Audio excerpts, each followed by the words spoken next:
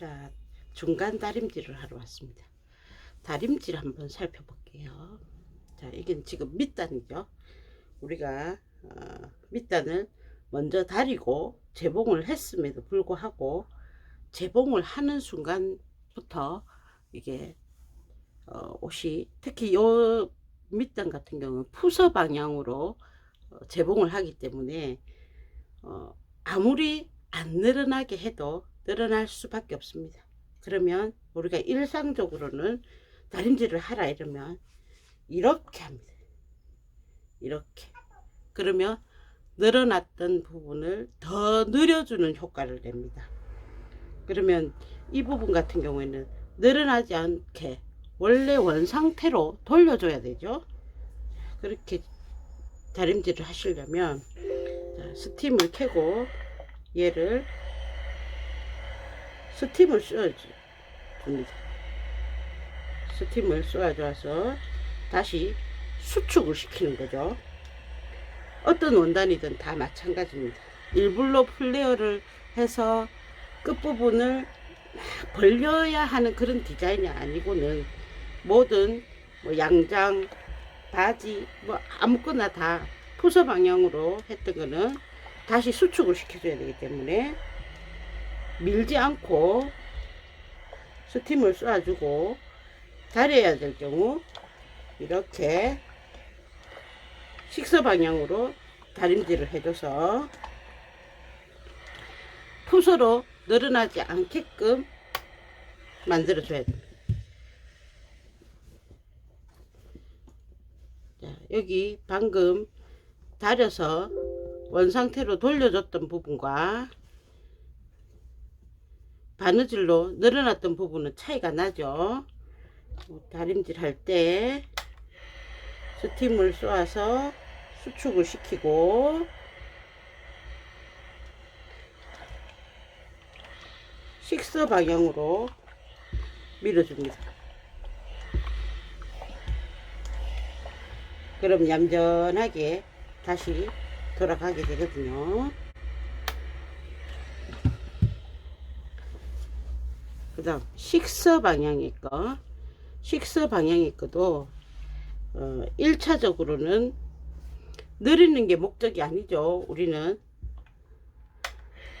그래서 꾹꾹 눌러서 본래의 상태로 원단을 잡아준 후에 한번 쓱 다려주시면 됩니다.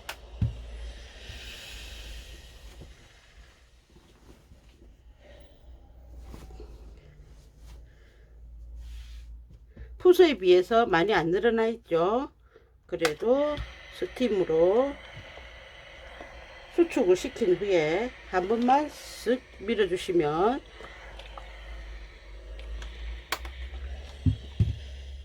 다림질이 특별하게 힘을 주지 않고도 되게 되겠습니다.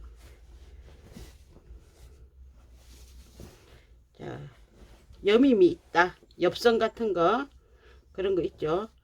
그것도 늘리면 안 됩니다. 그냥 스팀으로 눌러서 원래 상태로 회복시켜 주는 거. 이게 세로 방향이라고 세로로 쭉쭉 눌려서 하시면 안 됩니다. 그냥 스팀을 쏘여주는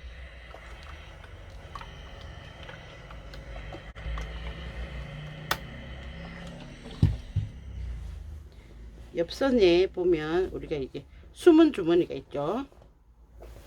엽선은 H자형 같은 경우에는 거의 사선이 아니지만 지금 A자형 같은 경우에는 우리가 9cm씩 넓혀줬으니까 사선이 되겠죠. 그럼 사선도 쭉쭉 늘려서 하시면 안 됩니다. 시접 방향 딱 맞춰 놓고 누르기 스팀 씌워주고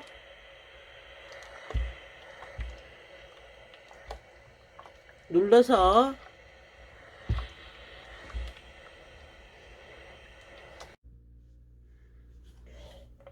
사선은 느리지 않고 스팀 한번 싹 씌워주고 한 번만 쓱. 그러면 힘들지 않게 되거든요.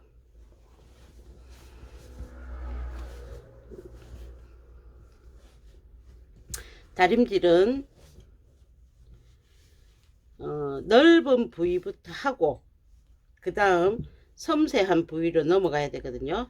우리 넓은 부위를 다리기 전에 이거 각 선들 이렇게 이은 선들 먼저 자리를 잡고 넓은 부위를 하시면 됩니다. 넓은 부위 하신 다음에 이제 세부적으로 우리 여기 위에 안단됐던 부분 있죠. 그런데 이제 손대면 되는 겁니다.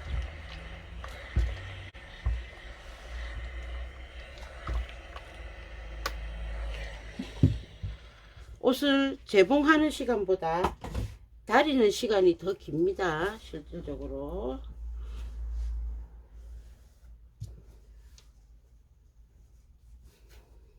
그래서 공장에도, 옷 공장에도 우리 저기 아이롱사라고 해서 다림질을 하는 파트가 별도로 있죠. 그만큼 다림질이 중요하다라는 거죠.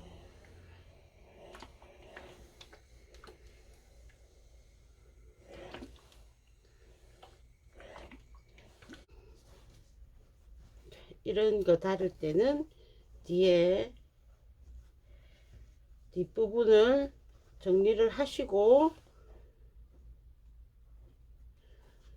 앞을 놓으셔야 뒤에까지 주름이 안 집니다. 우리가 처음에 여기를 안 다려 놨으면 이거 뭐 다리는 거 거의 불가능하다고 볼 수 있겠죠. 첫 선을 우리가 재봉 시작하기 전에 다려줬기 때문에 여기는 쉽게 다릴 수 있습니다.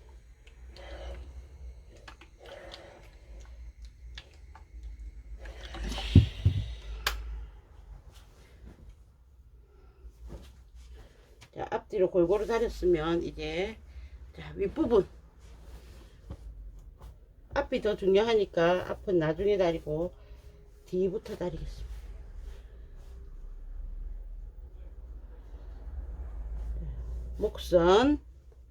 목선에 스팀 주고 안단이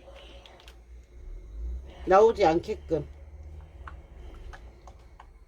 그죠? 끊는데도 상침하지 말라고 그랬죠. 상침하지 마시고 그냥 스팀만 쏴 주십니다.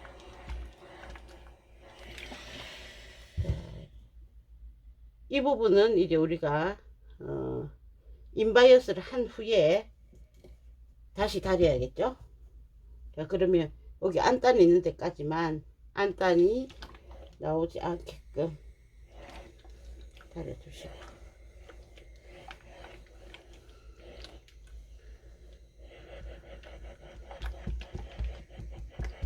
여기도 너무 매 문지르면 앞판 모양이 그대로 드러나니까 스팀만 씌워 주시면 됩니다.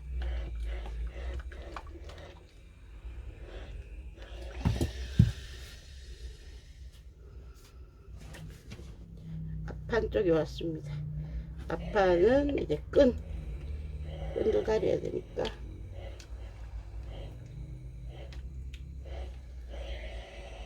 끈 다려주고, 여기도 끈부터 다려주고,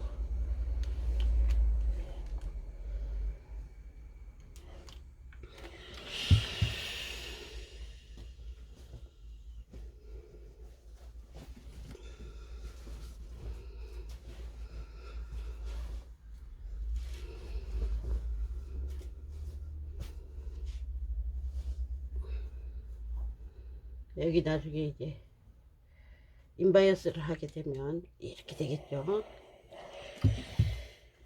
여기도 인바이어스를 하게 되면 이렇게 될 거고,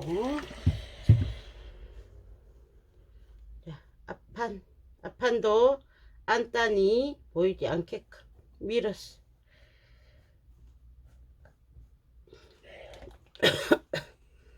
스팀으로 눌러만 주십시오. 밀지 않습니다. 눌러만. 가운데도 스팀으로 눌러주기입니다. 이렇게 밀지 않습니다.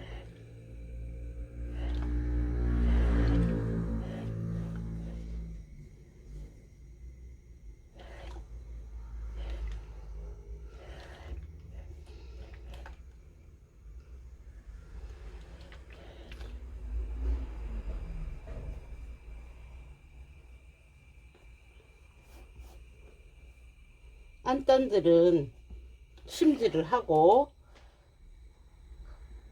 본판은 심지를 안 했기 때문에 나중에 세탁 후에도 서로가 차이가 날 수 있거든요. 그래서 되도록이면 같은 재질의 원단으로, 색상은 달라도 같은 재질의 원단으로 안단은 해주시면 좋습니다. 안단을 얘는 면인데 얘는 폴리를 한다든지 그렇게 하지 말라는 거죠. 같은 종류로 해주시면 좋습니다.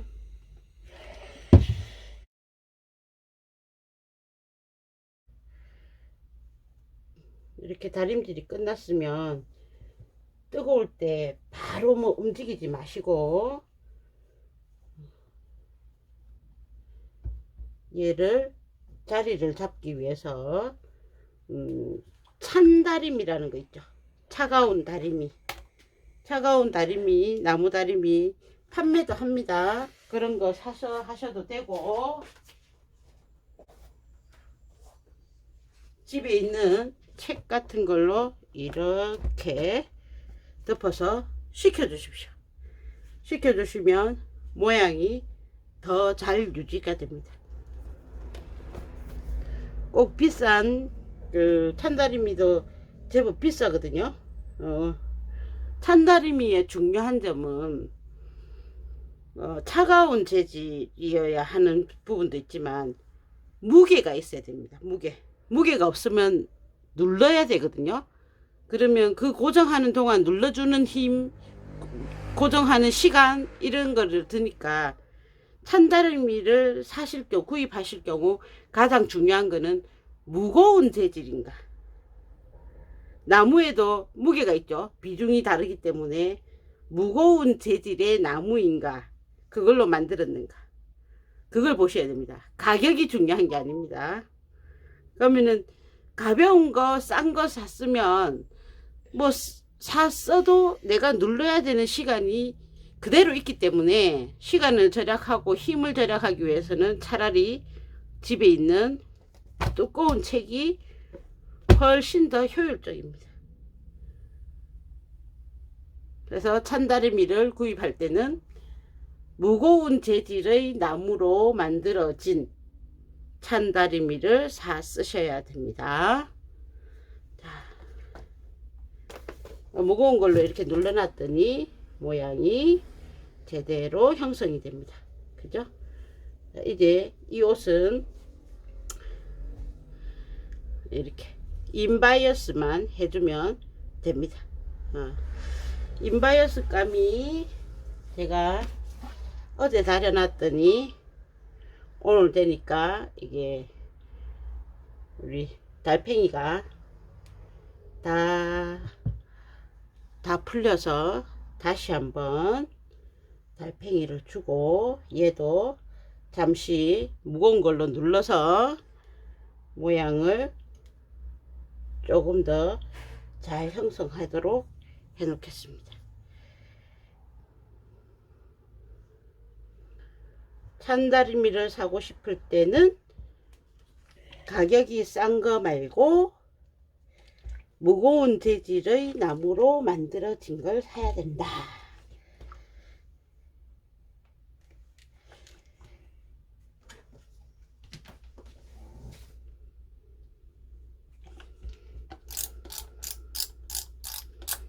자, 이제 달팽이를 이렇게 만들었다.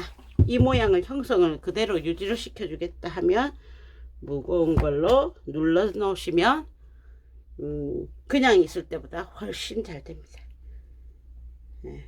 자, 그러면 얘가 조금 식고 나면 마저 재봉으로 만나 뵙겠습니다.